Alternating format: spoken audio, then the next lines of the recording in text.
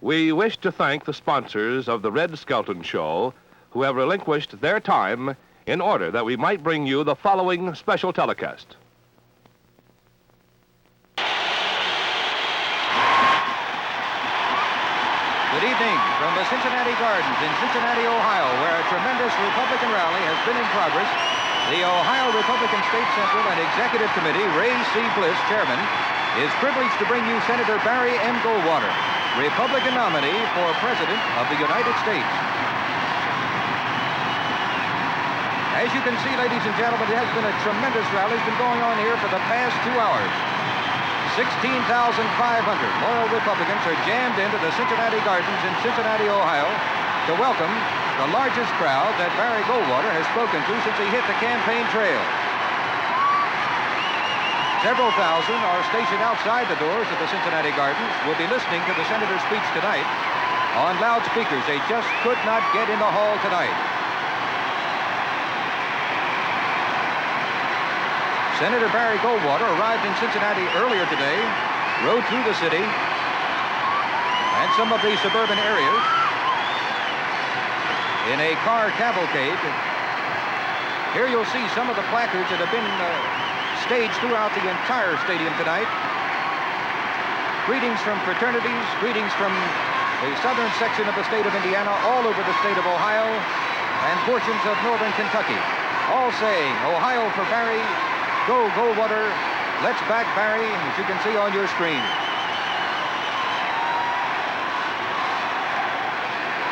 In a moment or two, Gordon H. Shearer, the gentleman who went into Congress with Barry Goldwater in the year 1952, will introduce Barry Goldwater with one of the major speeches. And now, Gordon H. Shearer is on your screen, trying to get the crowd under control.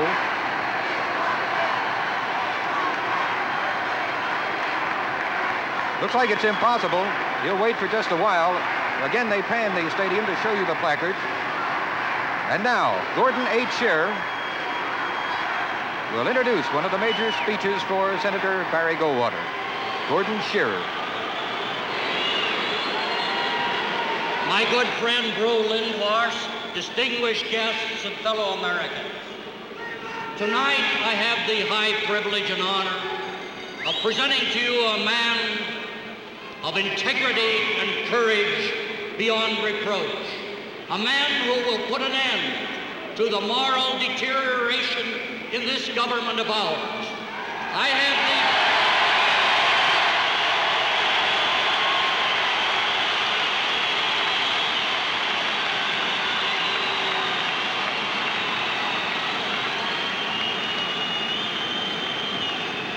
May I present to you the distinguished senator from Arizona, the next President of the United States, the Honorable Barry Goldwater.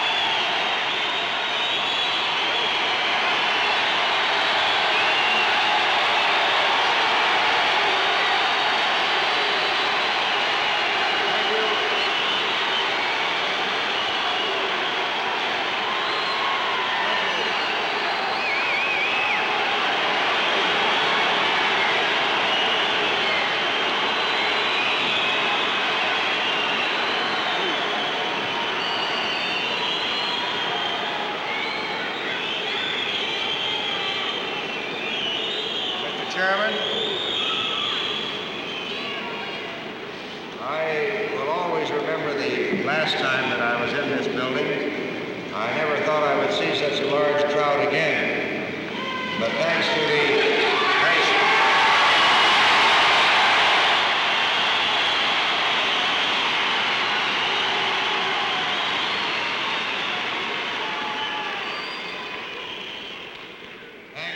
enthusiasm of the Republican Party in this state and thousands of disgruntled Democrats, I see it again.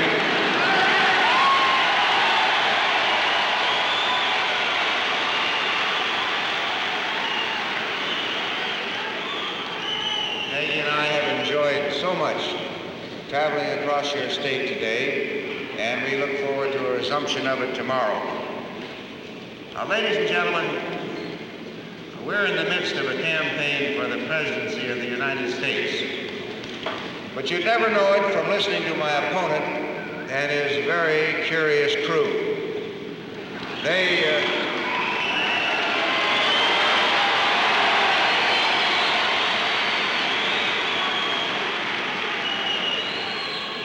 talk about everything under the sun but the president's job.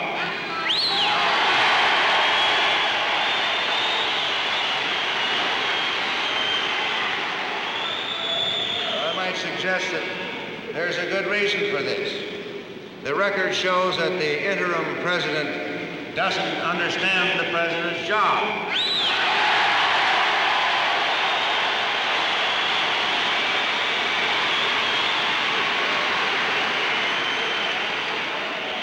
In fact, the record is getting more clear every day that he's not suited for the job.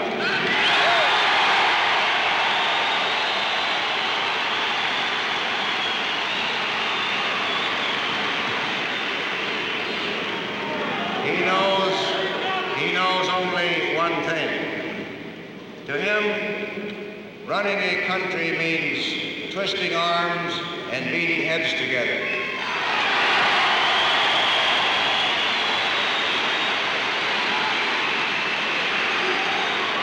It means buying and bludgeoning votes.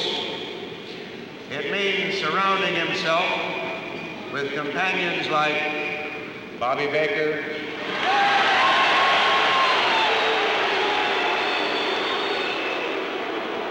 Billy Saul Estes, and Matt McCloskey. It means turning people into numbers and manipulating them with computers in the White House. It means craving and grasping for power, more and more and more without end.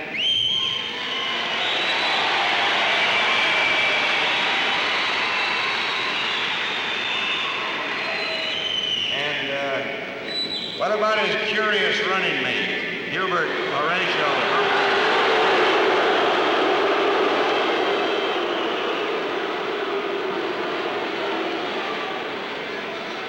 Now, you shouldn't boo him because I just heard him on a television show from Georgia in which he said that Democrats never booed. So we mustn't do that. What about this man, this ADA, Americans for Democratic Action radical of the left?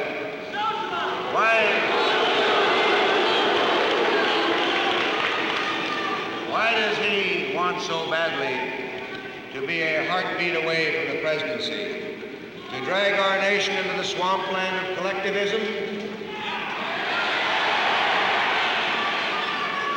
To bring Red China into the United Nations? To take hundreds of billions of dollars from your pockets to spend on silly socialistic schemes? Well, my fellow Americans, look closely at this curious crew who would run your country. My opponent calls them the Camp of Unity. And what a curious camp. Here you find the unity of bosses. Bosses of big cities, bosses of big unions, and bosses of big business. Here you find the corrupt, the power mad, and the radicals of the left. This is the curious crew who promise the people, cajole the people, deceive the people. Are these to be entrusted with the great power of the presidency? Are these to be entrusted with the direction of our foreign policy? With the leadership of this nation among all nations of the world? Well, that, my fellow Americans, is the president's job. The president is the man responsible for the state of our affairs throughout the world. And I charge that they are in shambles from one end of the world to the other, and you know it.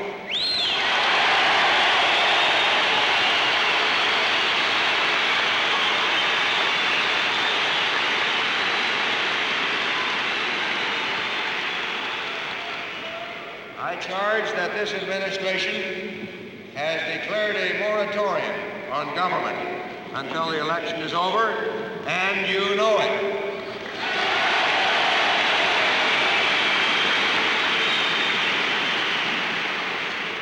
I charge that this administration is soft on communism, and you know it.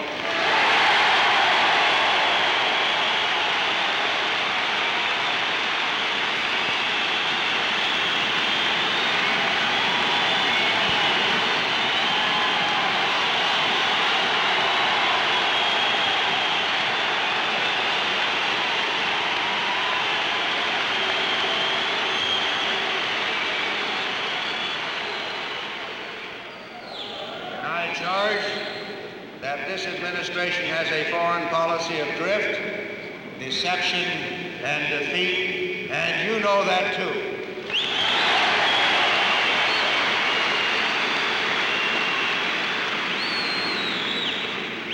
Drift, deception, defeat, these are the watchwords of my opponent and his curious crew.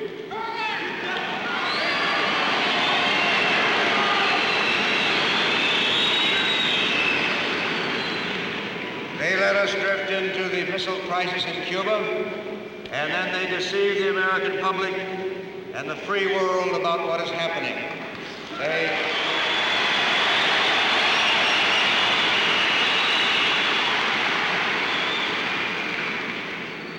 label as irresponsible those who persistently warned that the Soviets were bringing troops and missiles into Cuba. They say we have nothing to fear from good old Nikita.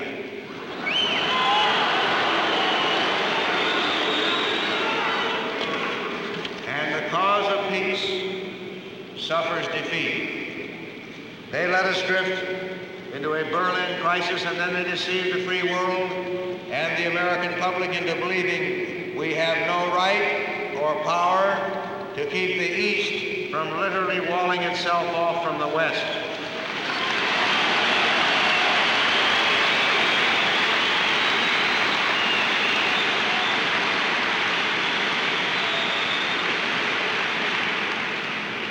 They deprive the victims of communism of the only freedom left to them, the freedom to leave communist enslavement. And the cause of peace suffers defeat. They drift into crisis in the Congo, in Laos, and Malaysia. And each time they deceive the American public and the free world. Our friends are labeled as enemies and then betrayed. Our enemies are labeled as friends and then supported.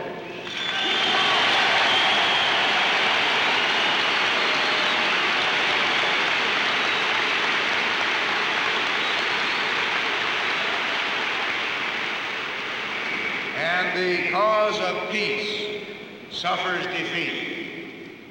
They drift into Johnson's war in Vietnam, and then they deceive and deceive and deceive. They have never stopped deceiving the American public and the free world.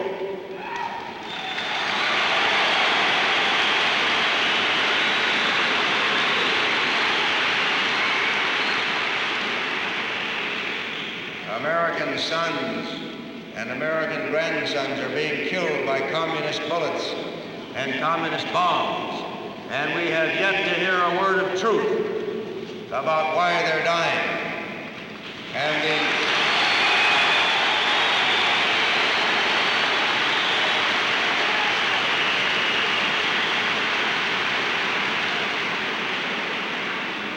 the cause of peace suffers a shattering defeat. Drift, deception, defeat. These are the watchwords of Johnson and his curious crew.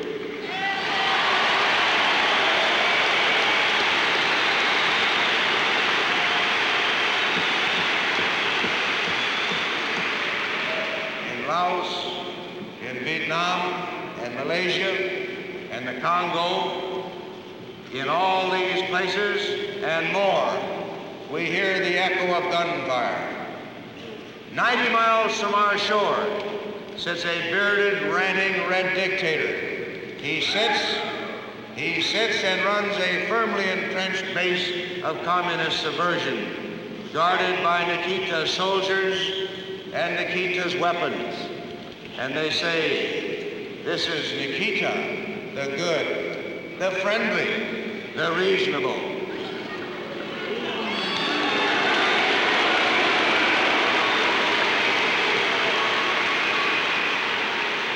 Ladies and gentlemen, we are drifting into catastrophe as surely as the sun sets in the west. And they say, let us continue.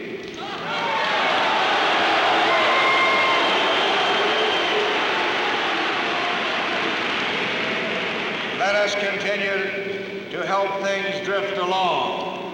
Oh, the interim president declares a moratorium on government. He desperately hopes to keep out of trouble if he just does nothing until the election is over.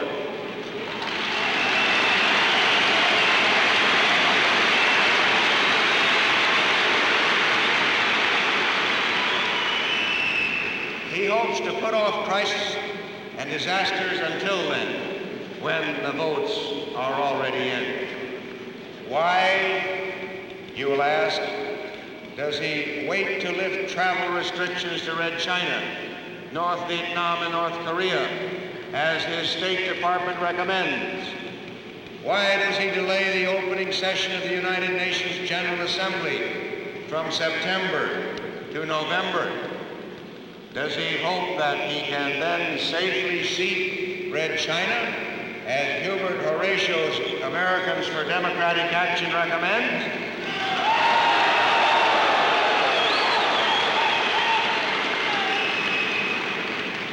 Does he hope that he can then safely forgive the Soviet Union for not paying its dues and assessments to the United Nations?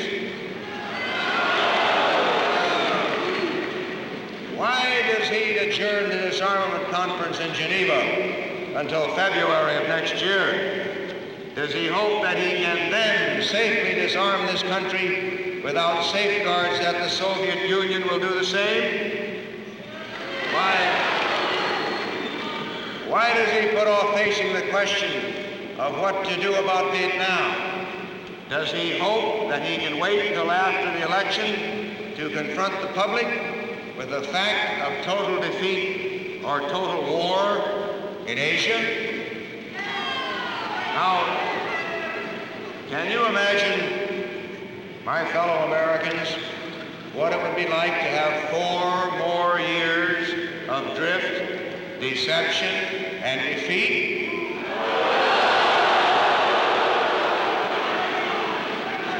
To have 4 more years of a regime that is soft on communism?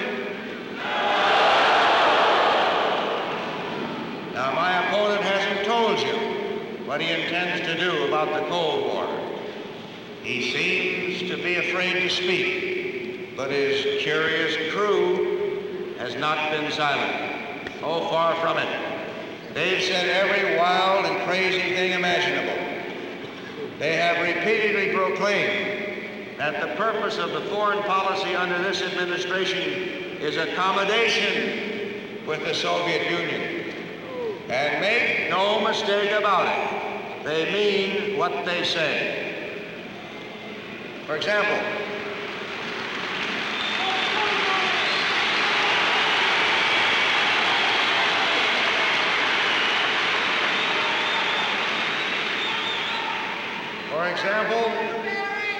look at the first essay in the liberal papers, a book edited and endorsed by Representative James Roosevelt, a spokesman for Hubert Horatio's Americans for Democratic Action. Now here's what he said in that essay. The authors make the following incredible assertion, and I quote this. But as the Cold War continues, it becomes increasingly difficult for decent Americans, humane enough to prefer peace to egocentric national honor, to be outspokenly and genuinely anti-communist. That's the end of Mr. Roosevelt's quote. Think of it.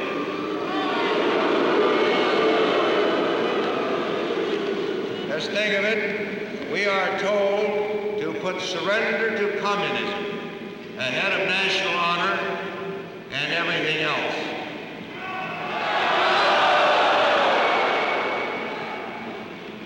But if you are a decent American, you are told you can't be against communism. This is what they mean by accommodation. Now, I have some questions that have gone unanswered.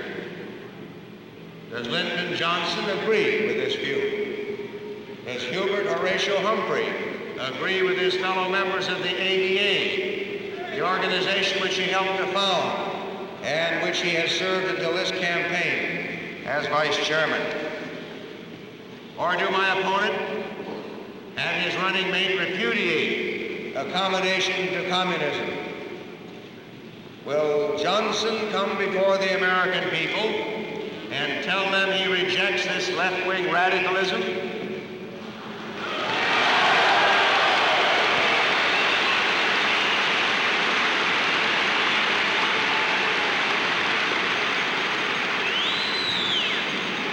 If he says that he rejects left-wing radicalism, will he explain to the American public and the free world why he wants the most prominent left-wing radical in this country to be a heartbeat away from the presidency?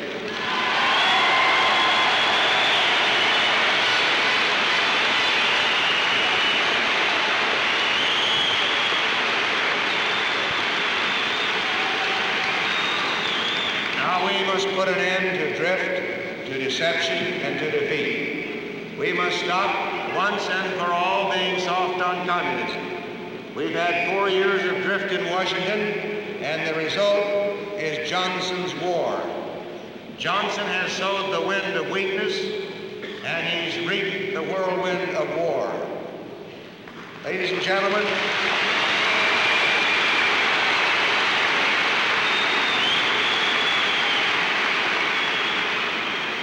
we've had 4 years of deception in Washington, and the result is shattered prestige. Even the Central Intelligence Agency tells us about that. Our prestige has dipped below the peril point around this world.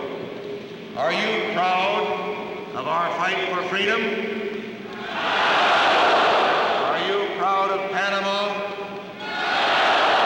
Are you proud of the burned effigy in Greece? Are you proud of wheat deals with the destroyers of liberty? Are you proud when no country is too small to pull Uncle Sam's whiskers and get away with it? Let's cast out this policy of drift, deception, and defeat before it's too late.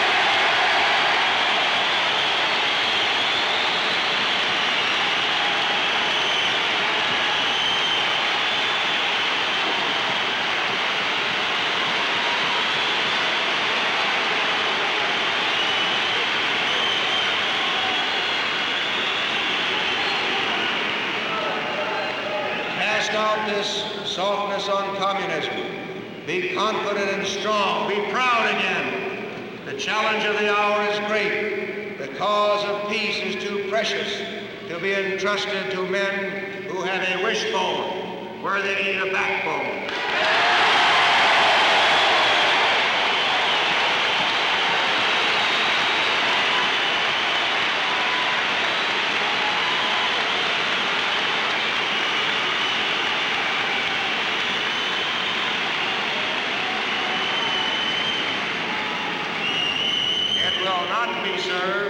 By those who practice drift, deception, and defeat. Ladies and gentlemen, the cause of peace will be served instead by those who know who the enemy is and by those who know that accommodation to communism can only mean collaboration with communism. By those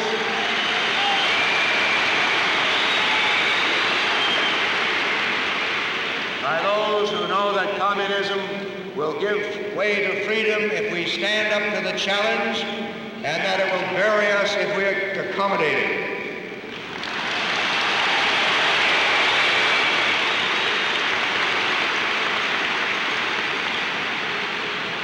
And the cause of peace will be served by those who know who our friends are and how to build that friendship into citadels of freedom. Where are the grand alliances of freedom, so patiently built in the Eisenhower Dulles years? What has become of CENTO, CETO, ANZUS, and NATO? They have vanished in the midst of drift, deception, and defeat of the last 4 years.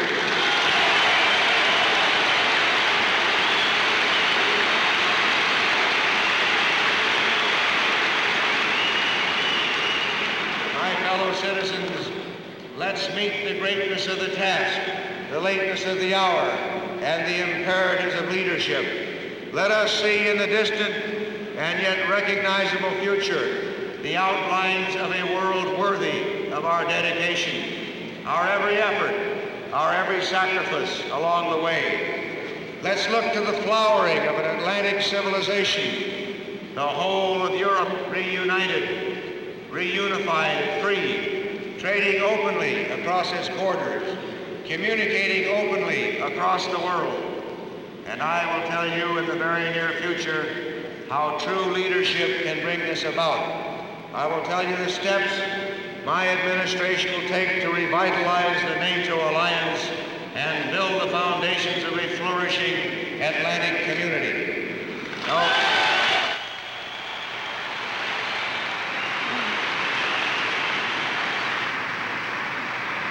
You have just heard an address by Senator Barry M. Goldwater, Republican nominee for President of the United States, from the Cincinnati Gardens in Cincinnati. This program was sponsored and paid for by the Ohio Republican State Central and Executive Committee, Ray C. Bliss, Chairman.